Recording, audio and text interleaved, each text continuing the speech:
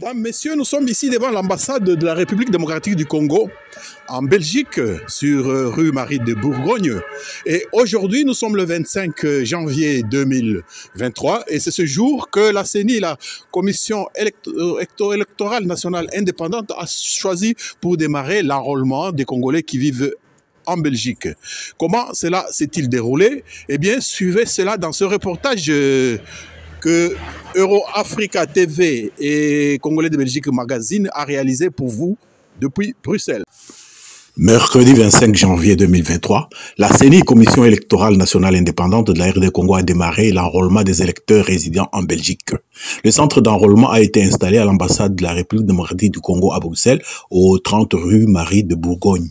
Au pays, il s'est dit beaucoup de choses sur cette opération d'enrôlement. Qu'en a-t-il été à Bruxelles? La salle de banquet de l'ambassade au rez-de-chaussée sert de salle d'enrôlement spacieuse, bien éclairée et chauffée. L'opération d'enrôlement se déroule en 3 étapes. Première étape, la vérification de l'identité de l'électeur et l'établissement de la fiche d'identité. Deuxième étape, la capture des données empreintes, photos. Troisième et dernière étape, fabrication de la carte d'électeur. Toutes les machines semblaient neuves et fonctionnaient normalement. La carte d'électeur est en couleur, mais la photo est en noir-blanc. Un membre de la CENI lancera, même sur vos cartes de Belgique, la photo est en noir-blanc, ce qui était vrai. En cette première journée, il n'y a pas eu foule.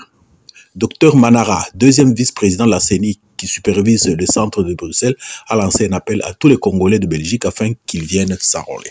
Docteur Manara, bonjour. Oui, bonjour, monsieur. Vous êtes deuxième vice-président de la CENI. Vous êtes aujourd'hui ici à Bruxelles. Est-ce que vous pouvez nous décrire ce qui s'est passé durant la journée d'aujourd'hui? Non, merci beaucoup. Je suis en mission officielle pour lancer l'opération d'identification et d'enregistrement des électeurs ici en Belgique. Vous savez que la centrale électorale de notre pays organise cette année les élections générales.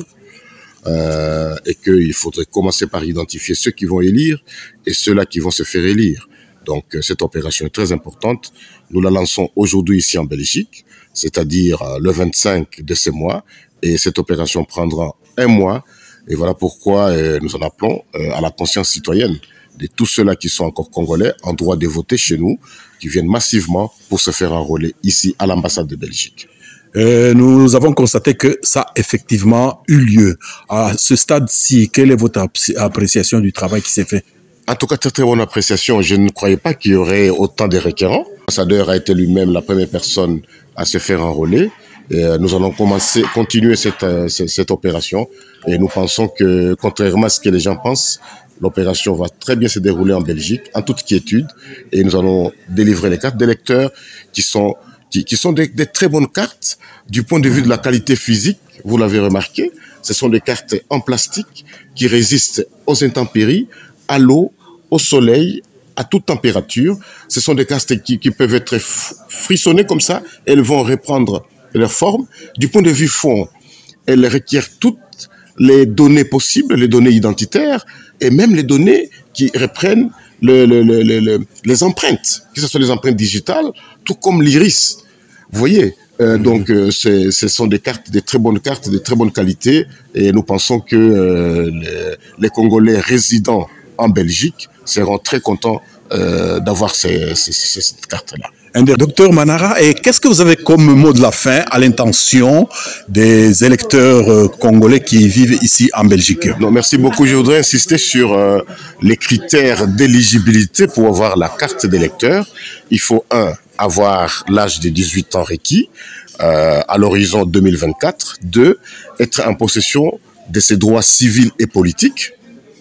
3, de tenir de son passeport congolais en cours de validité, ou alors la carte de résidence, la carte consulaire. Et cumulativement, il faut avoir la carte de résidence ou la carte de séjour. Donc, si vous remplissez ces critères-là, vous pouvez être enrôlé en toute quiétude ici à l'ambassade de Belgique. Docteur Manara, Euro-Africa TV et Congolais de Belgique Magazine vous remercie. Non, c'est moi qui vous remercie. Le travail que vous faites pour le pays est tellement grand que la CENI ne peut que vous féliciter. Ok. Merci. Ok.